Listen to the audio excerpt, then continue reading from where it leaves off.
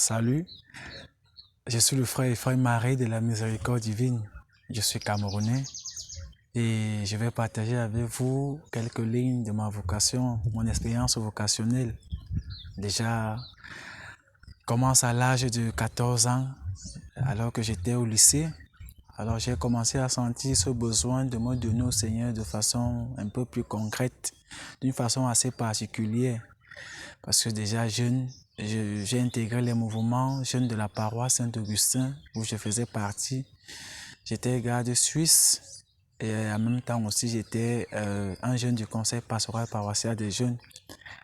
Et dans cette vocation, dans cette paroisse où j'ai commencé à ressentir l'appel étant au lycée, cet appel de me donner de plus intimement au Seigneur, de façon plus intime au Seigneur.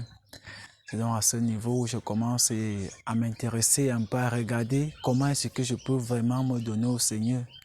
N'ayant pas toutes les dispositions, toutes les informations requises, je me suis donc dirigé vers le curé de notre paroisse à l'époque qui est l'abbé Luc-Claude Mbarga et qui m'a beaucoup aidé dans ce cheminement.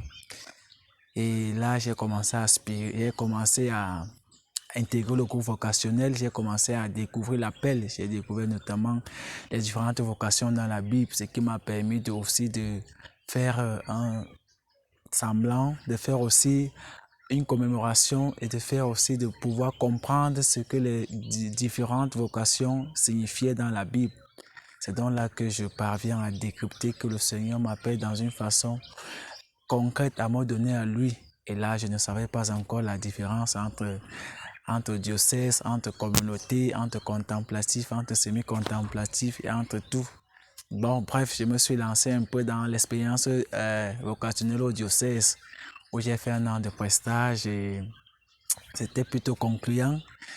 Et je sentais que je n'étais pas à ma place. J'ai commencé à sentir que je ne suis pas à ma place. Il fallait que je discerne encore pour pouvoir savoir comment me donner entièrement au Seigneur, parce que ce n'était pas la forme de vie que je voulais, la forme de vie diocésaine que je voulais mener. Je sentais qu'il y avait quelque chose de plus que je voulais, que le Seigneur m'appelait à donner, quelque chose de plus que le Seigneur m'appelait à découvrir.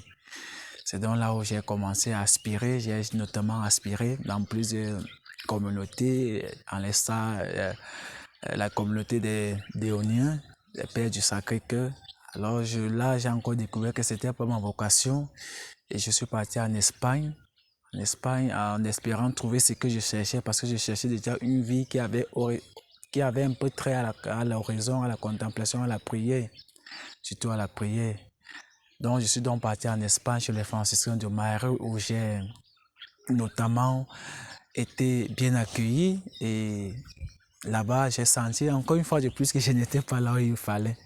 Alors, est-ce que le problème c'était moi ou bien je n'avais pas encore discerné où est-ce que le Seigneur m'appelait exactement? Toujours est-il donc que je me suis permis encore de discerner encore une fois de plus, parce que dans mon intérieur, je sentais un manque de prière, un manque de paix, un manque de donation totale. Je voulais me donner, pas dans la vie apostolique, pas dans les enseignements, mais je voulais vraiment quelque chose qui puisse me permettre de rester en intimité avec le Seigneur.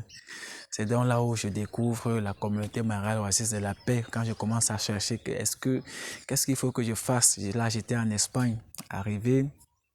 J'ai contacté une amie qui connaissait la communauté mariale oasis de la paix. Et elle m'a parlé de la communauté, elle m'a mis en contact avec le supérieur et je suis entré en contact avec l'un des supérieurs. Alors déjà ce premier contact-là m'a permis de me sentir en sûreté, déjà avec le charisme, intercession, expiation, donc ça accueille. Ça m'a permis déjà je sentais un ouf à l'intérieur de moi, donc comme si c'est ce qu'il me fallait. J'ai donc décidé de partir de l'Espagne pour le Cameroun où je devais venir faire une expérience dans la communauté. Je suis donc arrivé à la communauté, j'ai notamment été séduit par ce que je m'attendais, la prière. Déjà la prière, la vie simple des frères, les frères qui menaient une vie simple, mais détachés, vraiment une vie simple, une vie que j'avais toujours rêvé mener.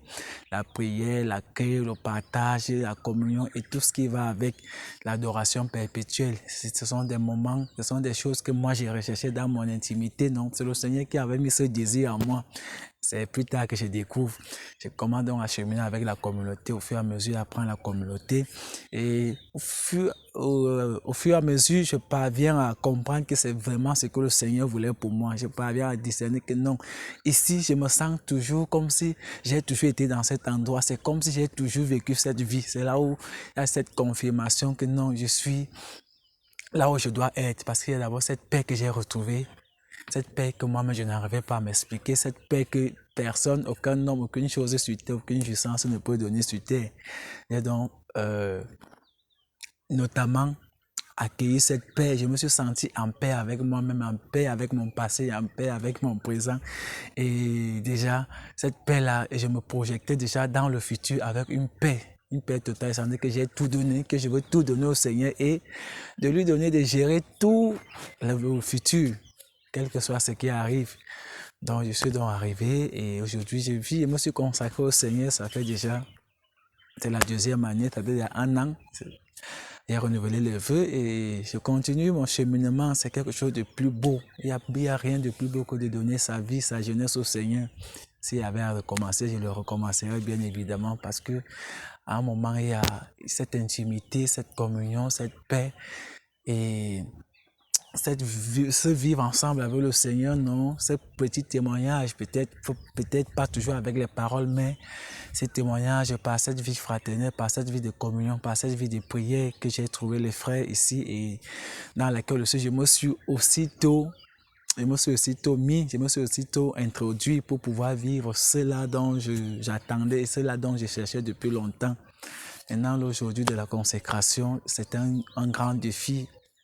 Je vis au jour, on vit au jour avec cet amour que le Seigneur nous procure au quotidien. Nous sommes pécheurs, on peut tomber, on peut se relever.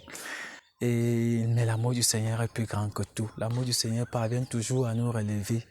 Et c'est dans cette optique-là que vous voyez, je suis jeune et pour dire vrai, je suis heureux, je suis épanoui dans ma vocation, comme je disais tantôt, que s'il y avait à recommencer, je recommencerai et je referai le même choix parce qu'il n'est pas plus beau que de donner sa vie au Seigneur et je sens que le Seigneur se donne à moi chaque jour un peu plus à moi. Le Seigneur, cette intimité grandit au fur et à mesure où je peux me donner totalement.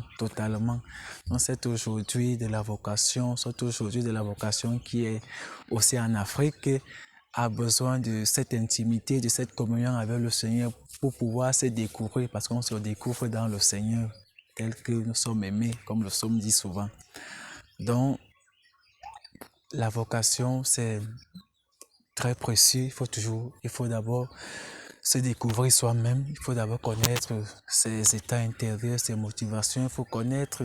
Il faut se faire accompagner.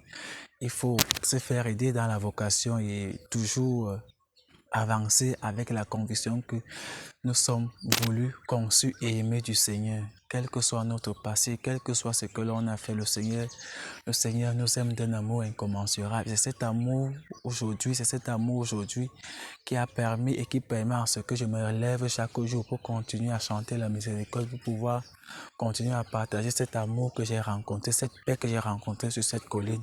C'est aussi ça l'aspect, recevoir la paix, la partager et la donner au monde entier.